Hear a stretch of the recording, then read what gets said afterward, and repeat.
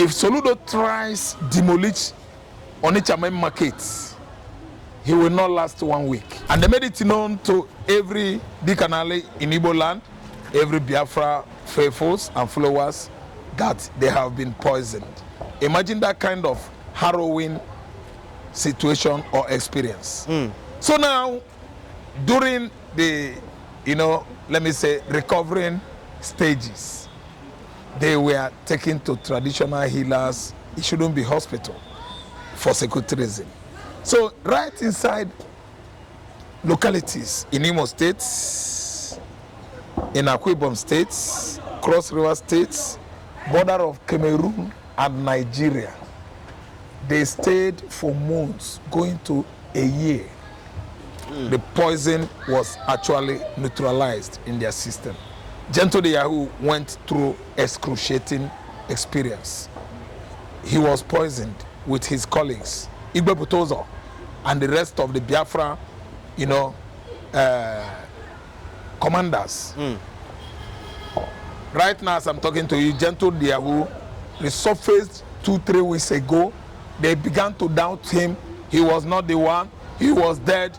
Until what Hope Uzodinma started doing and the Charles Soludo, they colluded together to lock down every market in Igbo land, courtesy, sit at home, to observe, Mazen and the Kano's, excruciating order that they must release Kano for sit at home to come to an abrupt end in Igbo land.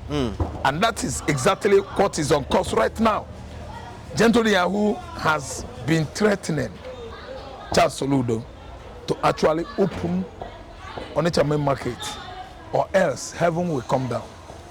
Soludo has vowed to demolish Onitsha Main Market, build universities there. Wow. And I want to tell you that Onitsha Main Market is older than any Igbo man in Anambra, in Imo, Enugu, Abia, Ebonyi State, and so on and so forth. That is the oldest market in West Africa and certainly the biggest market in Nigeria, in Ghana, entire Western Africa. If Soludo tries demolish Onitsha Main Market, he will not last 1 week. Listen to my own broadcast. Charles Soludo, Ndichie, the custodians of the Igbo land, people, ancestors of the Jews that inspected the exodus from Egypt into the lower part of Niger when the Igbos actually exuded Egypt and settled where they are today, will do what? Suffocate Charles Soludo. He will go. Bye. They will unalive him.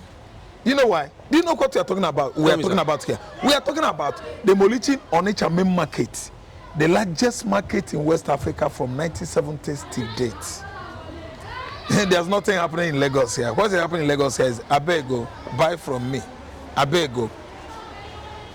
Main market Onitsha is not a here beg. It's not a market whereby you are begging somebody, I beg, come buy banana. No. That is the largest market in West Africa, if not the whole Africa in entirety. Soludo is threatening Onitsha market traders because they are observing, they are showing, expressing their grievances over incarceration, unnecessary, illegitimate incarceration of Mazen Nandikan from 2021 to date. And the governor of Anambra State could not remove his face from this kind of, let me say, routine Onitsha traders have been implementing for good 5 years now. See, June 2026 will be exactly 5 calendar months. Sit at home began in Igbo land. Wow. And it wasn't for nothing, and it isn't for nothing, and it's not going to be for nothing. You know why? Nigeria government is bent on annihilating, suppressing, and marginalizing Igbo man. And they've taken it upon themselves to believe that the Igbo man has now adjusted to that system and become part of it. not knowing that there are many Igbo men that are not happy with the current situation of political leadership in Nigeria, a situation whereby every regime, administration that comes and goes, Igbo man is obviously out, excluded. Look at the current administration. It's supposed to be an administration of an Igbo man, Peter Greg Obi. He won the election of 2023. Look at this old man that went to Turkey. He slumped there. He disgraced you people called Nigeria. He disgraced this contraption. On his way to climb step, he messiah as he lose guard. Physically, he was just like a pack of cards on the floor. The Turkish had to pick him up. This was somebody that paid visit to Turkey in the Middle East to invite Turkey to partner Nigeria to fight the insurgents, the terrorists. How come about slumping down, stumbling, falling, collapsing, slumping? They are all four. I told Punch magazine yesterday, they are trying to confuse Nigerians by using stumbling. He did not stumble, he fell down. Stumbling is a different English. I say you said you are the best in the in West Africa, in Nigeria. See, Tinubu fell down in Turkey as a result of senile dementia. Senility has to do with illness as a result of old age, and Tinubu is a man I know that in his early 90s, coupled with all manners of cropped, clogged, classes of sicknesses in his body, he is not responding to medication. The engine inserted into his inner body has been failing him. That's why he's falling. Wow. I don't understand. So what I'm trying to tell you here is we are not getting it right. Nigeria is derailing from, indicating to the whole world that what we practice here is a true democracy. Mark it. We are not in a true democracy. What we are practicing here is the kind of government and leadership that exclude the Igbos, make it look as if the kind of justice given to the Igbos are different. Gentle Deyahu is doing the needful. Mazen Nanikali is needed to come out. And that gentleman, the reason why he's doing what he's doing is because the Igbos are subjected to unnecessary harassment in the House of the Legislative, the Executive, and the Judiciary. Look at what happened during the election of 2023. Obi won hands down. They could not give him. That was when the legal system in Nigeria began to tell the whole world that they are selective. The kind of legal justice given to Igbo man in the court is not the kind of justice meted to the Yoruba man in the court. Likewise, the Fulani, the Hausa man, everything about our justice system is divided, very, very divisive. If Fulani man goes to court, they give him his own. If Igbo man go to court, they actually select the one that befits Igbo man. The Hausa man has his own down, awaiting him. So, what am I trying to explain here? I'm trying to tell you that Gentle Deyahu is doing the needful, Soludo is dancing to the costumes of the Fulani Janjaweeds, and Tinubu is actually running tribal-locracy system of government. System of government whereby is meant for a particular tribe. The president is actually satisfying his people, working with for his kinsmen, employing them in the whole federal agencies, excluding other tribes, thereby making himself a dictator over the rest of the minority tribes. I'm not talking about Fulani, Hausa, or Igbos now. The entire minority tribes in Nigeria are slaves. So currently, we should understand where Gentle Deyahu is coming from. Biafra neglects, still remains reasons why Gentle Deyahu is threatening Charles Soludo threatening the current administration of anybody that is in charge.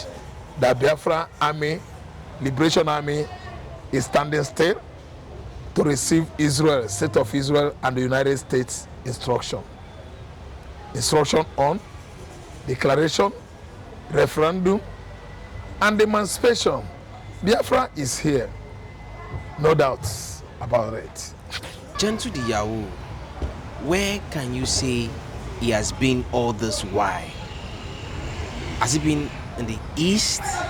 Where exactly can you pinpoint? Okay, thank you so much. Let me tell you, when you are fighting a group of people or you are fighting a war, you use what is called psychological tactics. Okay. You invade their psychology, their thinking faculties, their thinking abilities. You invade it, you seize it, you actually, make champion or fans of them. Why?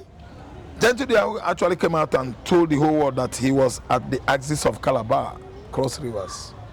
That's a diversionary attention. He has now focused all the attention of Nigerian army that claimed they have killed him to Calabar, Cross River State.